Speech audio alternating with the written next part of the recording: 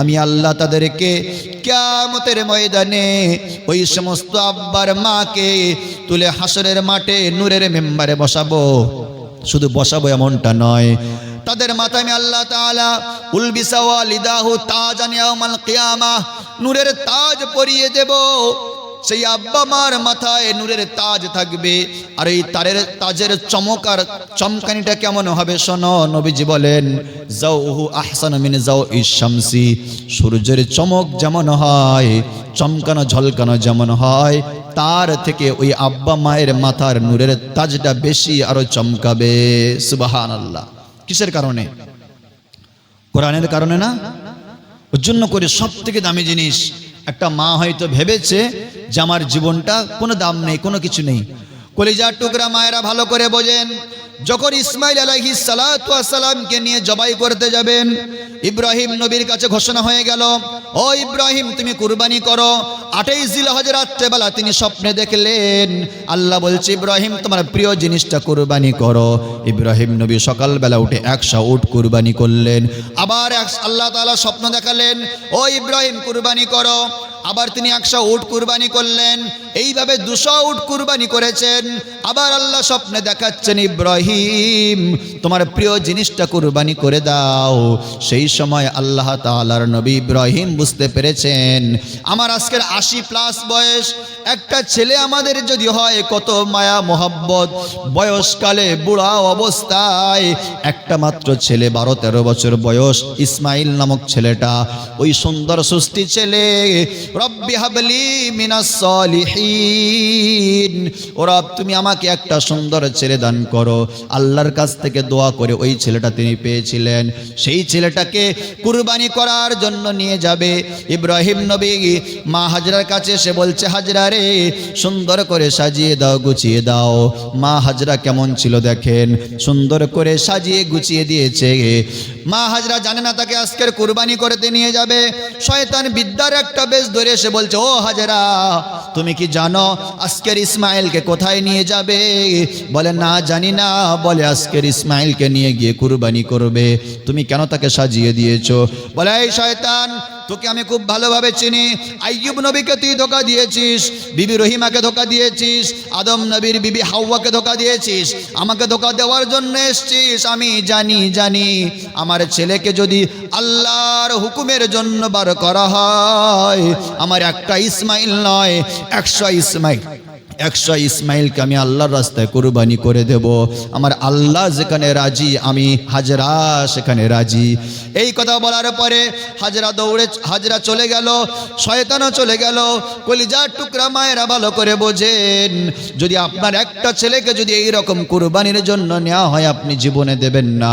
শুধু একটু বলা হয় ছেলেটাকে নামাজের জন্য পাঠিয়ে দেন, ছেলেটাকে একটু মক্তবে পাঠিয়ে দেন, একটু মাদ্রাসায় পাঠিয়ে দেন। ও মা ভালো করে বলি, আর একটু ভালো করে শোনো, তোমার বাচ্চা ঘরের মধ্যে ঘুমাচ্ছে, ভালো করে বোঝো, হঠাৎ করে ফজরের সময় ওই ঘরের মধ্যে আগুন লেগে গিয়েছে। বলো তো মা, তুমি কি তোমার বাচ্চাকে বলবে বাচ্চা ঘুমা ঘুমা বলবে নাকি? বলবে? কোনদিন মা বলবে না। মা নিজে না বাঁচলেও দৌড়ে বাচ্চাকে ঘর থেকে বার করে দেবে, ছুঁড়ে বাইরে দিয়ে দেবে। আমার বাচ্চা ভোরে বেলা ঝপ করে ঘর থেকে বার করে দিলাম, কারণ আমার বাচ্চা এখানে থাকলে পুড়ে ছাই হয়ে যাবে। ও মা তাহলে কেন ওই ফজরের নামাজ পড়ার জন্য তুমি তোমার বাচ্চাকে ঘর থেকে বার করে দাও না? ওই ফজরের নামাজ না পড়ার কারণে তোমার বাচ্চার কবরে আগুন লেগে যাবে। ওই আগুনটা জাহান্নামের আগুনের থেকে আরো জাহান্নামের আগুনের মতো কত কঠিন আগুন, যে আগুন দুনিয়ার আগুনের থেকে 1000 2000 নয় 3000 পাওয়ারফুল আগুন। রব্বুল আলামিন বলেন, আল্লাতী তাত্তালিউ আলাল আফইদা, এই দুনিয়ার আগুন যদি হাতে লাগে হাত পুড়ে যায়, পায়ে লাগলে পা পুড়ে যায়, শরীরে যেখানে লাগে সেখানে পুড়ে যায়। কিন্তু এই জাহান্নামের আগুন শরীরের যেখানে লাগবে টাচ হওয়া মাত্র ভুনা হয়ে যাবে। তাহলে আপনার সন্তানকে দুনিয়ার আগুন থেকে বাঁচাতে গিয়ে যদি ঘর থেকে বার করতে পারেন, তাহলে ওই জাহান্নামের আগুন থেকে বাঁচাতে গিয়ে আপনাকে ঘর করতে বার করা লাগবে কি লাগবে না? বলেন, বুঝতে পেরেছেন? এটা হচ্ছে মায়েদের কুরবানি। তো যখন ইসমাইলকে নিয়ে যাওয়া হলো, বাপের কুরবানি। অনেক কুরবানির পরে আল্লাহ তাআলা প্রিয় জিনিসটা দিয়ে চেক করে দেখেছেন সেটাও পিছুপা হয়নি। তাই এবছর কুরবানিতে অনেক কিছু আপনার উপরে চাপ আসবে। একটা মেয়ের উপরে কুরবানি তো ওয়াজিব হয়েই গিয়েছে।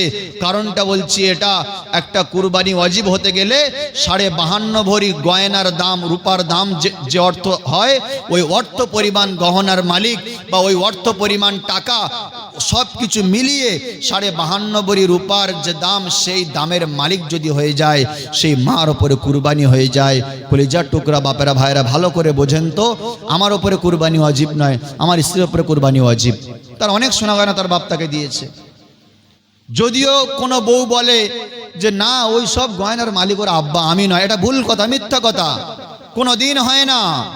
কারণটা বলছি, এটা যদি সব গহনার মালিক সে হয়ে যায়, আর যদি এখনই তুমি মারা যাও, ওই গহনাগুলো কি সব ছেলে নেয় নাকি হাফ ভাগ মেয়ের বাড়িতে চলে যায়? চলে যায় না? 1 নাম্বার উত্তর। 2 নাম্বার, এজন্য তোমার স্বামী মালিক হয় না যে তোমার যদি এখনই তালাক দেওয়া হয়, তুমি কি গয়নাগুলো রেখে যাবে না নিয়ে চলে যাবে? চলে যাবে না নাকি? তাহলে তুমি যে বলছো ওর আব্বা যা করবে করবে, এটা ভুল কথা। 3 নাম্বার, যদি বাই চান্স স্বামী গয়না নিয়ে কাউকে দিয়ে দেয়, আটকাবে, তুমি দিচ্ছ কেন, আমার তো এগুলো, তুমি দিচ্ছ কেন, বলবে কি বলবে না? 4 নাম্বার, ভালো করে বোঝেন, ওই গহনাগুলো পরার উপযুক্ত কিন্তু ছেলের বাপ নয়। কানের নাকের গলারগুলো কে পরে? তুমি তো পরো মা, তোমাকেই তোমার বাপ দিয়েছে, এটা তোমার স্বামীকে দেয়নি, তোমাকেই দিয়েছে। আমরা ভুলে গিয়েছি যে ছেলেদের উপরে কুরবানি ওয়াজিব নয়। তোমার অর্থ থাকলে তোমার উপরে ওয়াজিব। তোমার বইয়ের, বৌমার, নাত বইয়ের জিজ্ঞাসা করে দেখো, মা তোমার কাছে যে গয়নাগাটি আছে, সোনা, রূপো, টাকা, ব্যবসায়ী মাল, এই 4টে জিনিসের উপরে কুরবানি ওয়াজিব হয়। সোনা, রূপো, টাকা আর ব্যবসায়ী মাল, এই 4টে জিনিস মিলিয়ে যদি 1,10,000-এর মালিক এখন হয়ে থাকে, 52.5 ভরি রূপার দাম এখন মিনিমাম 1,10,000 ধরে রাখেন, তাহলে যদি আপনার কাছে ওই কুরবানির দিনগুলোতে কোনো মা যদি 1,10,000-এর মালিক হয়ে যায়, তাহলে তারও সেই মেয়ের উপরে কুরবানি ওয়াজিব। কি হয়ে যাবে? কুরবানি ওয়াজিব। একটা কানের দাম কত? একটা কানের আর গলার হলে হয়ে গেল, হাতের হলে তো হয়েই যাবে কুরবানি ওয়াজিব। যখন ওই কুরবানিটা দেবে না, এই এত বছর কুরবানি দেয়নি, সব কিন্তু আল্লাহর খাতায় আমলনামা উঠছে, ওই জাকাতটা দেয়নি, সব কিন্তু উঠছে। জাকাত প্রত্যেক বছরে দিতে হয়, কুরবানি ওয়াজিব হলে প্রত্যেক বছরে দিতে হয়। 1 বছর জাকাত দিলে আর দিতে লাগে না এমনটা নয়, প্রত্যেক বছরে জাকাত কুরবানি দিতেই হয়। যখন দেবে না, অভুলে থাকবে, তখন কিয়ামতের ময়দানে ওই মেয়েটা যখন আখিরাতের ময়দানে উঠবে, নবীজি বলেছেন, বুখারী শরীফের হাদিসের মধ্যে আছে, একটা কালো গাঞ্জা সাপ, নজর ভোর, তার মাথার উপরে 2টা চোখ আছে, সেই সাপটা আখিরাতের ময়দানে তন্ন তন্ন করে সেই মেয়েটাকে খুঁজবে। আর যখন সেই মেয়েটাকে পেয়ে যাবে, তার সারা শরীর জড়িয়ে, গলায় জড়িয়ে, তার মুখে ছোবল মারবে আর বলবে, আনা মালুকা আনা কানজুকা, আমি তোরে সেই মাল, আমি তোরে সেই সম্পদ, যে মাল সম্পদের তুমি যাকাত দাওনি, কুরবানি করনি। নবীজি সাল্লাল্লাহু আলাইহি ওয়াসাল্লাম যখন তিনি মেরাজের রাতে গিয়েছিলেন জান্নাত জাহান্নাম দেখতে, নবীজি বলছেন, ও আমার সাহাবিয়ারা, ইত্তলাতু ফিন্নার, আমি নবীজি জাহান্নামের গভীরে উঁকি মেরে দেখলাম, ফারাইত আকসার আহলিহান নিসা, বেশিরভাগ মায়েদেরকে ওই জাহান্নামের গভীরে আমি দেখেছি, বেশিরভাগ মেয়েদেরকে আমি জাহান্নামের গভীরে দেখেছি। ইয়া রাসূলুল্লাহ, কারণটা কি? নবীজি আমার কিছু কারণ বললেন। 1 নাম্বার কারণ, তোমরা স্বামীদের কথার উপরে কথা বলো। 2 নাম্বার, তোমরা গীবত করো। 3 নাম্বার, তোমরা পরচর্চা করো। 4 নাম্বার, তোমরা জাকাতের দিকে তোমরা যাও না, কারণ তোমার গয়নাটা আজকের তোমার উপরে জাকাত এনেছে। ওই গহনার কারণে যদি তোমাকে জাহান্নামে যেতে হয়, ওই গহনা তোমার জন্য ভালো না খারাপ? বলেন, আজকের যে গহনা আমাকে জাহান্নামে নিয়ে যাবে, সেই গহনা আমার জন্য তো খারাপ। হাদিসের মধ্যে আছে, যে সমস্ত মেয়েরা ওই গহনার যাকাত দেয় না, কিয়ামতের মাঠে ওই গহনাগুলো আগুনে গরম করিয়ে তাদের গলায়, হাতে, নাকে, কানে পরানো হবে, জাহান্নামের আগুন থেকে গরম করা হবে আর পরানো হবে। পড়তে পারবে? কত কষ্ট হবে না? ওই জন্য কলিজার টুকরা মায়েরা, আপনার যাকাত আপনার উপরে, স্বামীর কবরে স্বামী চলে যাবে, আপনার কবরে আপনি চলে যাবেন। সেজন্য করে যার যাকাত তারই দেওয়া লাগবে, দেওয়া হবে ইনশাআল্লাহ। কুরবানিতে গরু কাটার কোনো চিন্তা ভাবনা করার কোনো দরকার নেই। তাদের মা, তাদের মাতা, তাদের গোমাতা, তাদের এমাতা, ওমাতা, সেমাতা, তারা যা করে রাখুক। মুসলমান জাত আমরা ছোট জাত নয় তো, কুরবানির সাথে গরুর কোনো সম্পর্ক নেই। গরু একটা পশু। আমরা দুটো কারণে কুরবানি করতাম গরুকে। কি? এক নাম্বার কারণ যে বেশি ভাগ দেওয়া যায়, 2 নাম্বার সস্তায় পাওয়া যায়, গোশ বেশি হয়, সবাইকে দেওয়া যায়। সব স্টেটে তো গরু কুরবানি হয় না। হাজি সাহেবেরা লক্ষ লক্ষ হাজি কি কুরবানি করেন? ছাগল আর বকরি করেন বা দুম্বা করেন, তাই কি না? সেহেতু গরু নিয়ে ঝামেলায় পড়বে না। আমরা সরকারি আইনকে স্যালুট জানাই, সম্মান করি। আমরাও ইনশাআল্লাহ কমিটি গঠন করে আমরা গোরক্ষক কমিটি করব, যাতে করে একটাও গরু না বিক্রি হয়, কার কাটতে কেউ না পারে। দেখি ওরা গরু নিয়ে কি করে। কথা বলতে পেরেছি আমি? চাকা অনেক সময় দেখবেন উল্টো পাক খেয়ে যায়, তখন ড্রাইভার কিছু বুঝতে পারে না যে বেল উল্টো ঘুরছে কেন, বুঝতে পারেননি? আল্লাহ বলেন ওয়া মাকারু ওয়া মাকারাল্লাহু আল্লাহু খায়রুল মাকিরিন। আল্লাহ বলছেন তারা ফেরেববাজি করবে, হেভি হেভি ফেরেববাজি করবে, আর আল্লাহর ফেরেববাজিতে পড়বে, দেখবে আল্লাহর ফেরেববাজি ওদেরকে বুঝিয়ে দেবে। ঠিক কি না? সেজন্য আমার ভাইয়েরা, আপনারা চ্যালেঞ্জের মুখে যাবেন না। এইটাই কুরবানি নামক চ্যালেঞ্জ। মুসলমান জাতি বড় হয়েছে চ্যালেঞ্জের সামনে, বড় হয়নি চ্যালেঞ্জের সামনে। তলোয়ারের সামনে আমাদের ইসলামটা আগিয়েছে, ইসলামকে শেষ করতে চেয়েছে প্রত্যেক জামানায়। সেই চ্যালেঞ্জ করে করে ইসলামকে তোমার আমার পর্যন্ত সেই কুরবানি নামক চ্যালেঞ্জটাও আমাদের সামনে আছে। সেহেতু তোমার আমার চ্যালেঞ্জ, গরু কুরবানি করতে দেবে না, কোনো অসুবিধা নেই, আমরা ছাগল কুরবানি করব।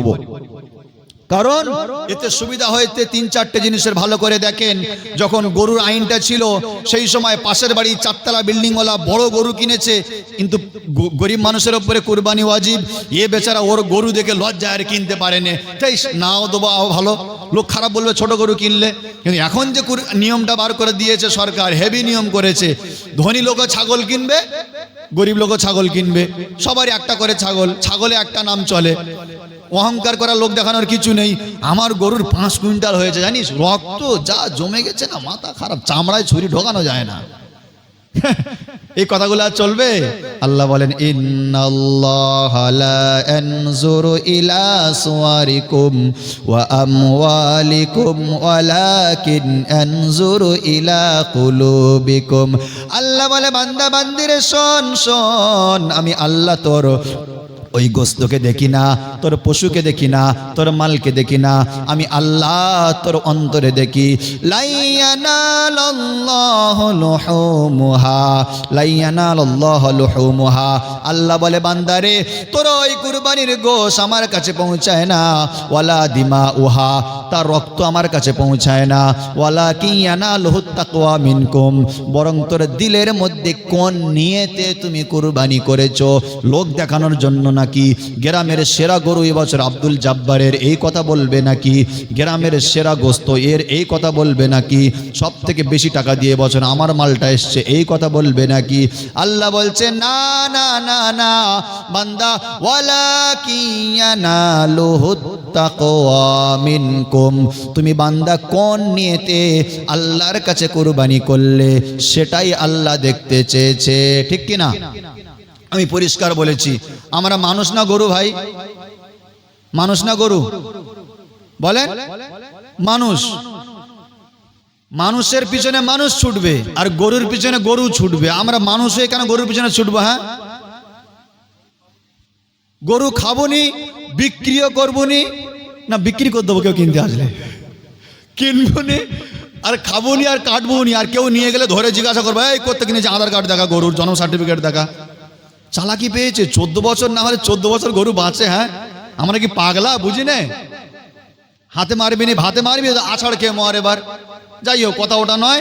আইনকে শ্রদ্ধা জানাই, আইনকে সম্মান করি, সেহেতু কেউ গরু কিনবেন না, গরু খাওয়ারও দরকার নেই। আমরা ইনশাআল্লাহ গরুকে আজাদ করে দিলাম, এটা আমরা সবাই চাই। তাদের গোমাতাকে তারা সম্মান জানাক, আমরাও সাথে সাথ দিয়ে বলবো আমার ভাইদের সম্মানকে আরো বাড়িয়ে রাষ্ট্রীয় পশু হিসাবে ঘোষণা করে দেওয়া হোক। সবাই ঠিক কিনা? ব্যাস, সোজা কথা। গরু আর কেউ কিনবেন না, কোনো সমস্যা নেই।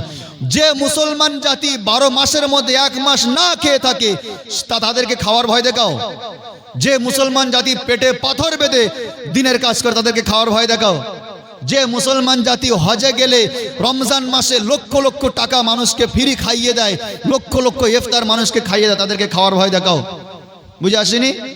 আল্লাহ ভালো নিয়ামত দিয়েছে মুসলমান, আল্লাহ বলছে আমার মুসলমান মুমিন বান্দা তোরা 300 টাকা 400 টাকা গোশত তোরা কেন খাবি রে?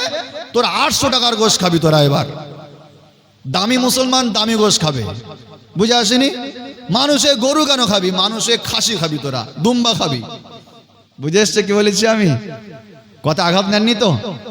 তাহলে বুঝতে হবে কুরবানিটা প্রত্যেক মায়েদেরকে খবর নেবেন। সোজা কথা মা, সোজা বায়ান বক্তব্য লজিকে অনেক কিছু আসবে, সোজা কথা। আয় মা, এ বউ তোমার কি গয়না আছে? মা, আব্বা আমার ওই একটা কানের আছে, নাকে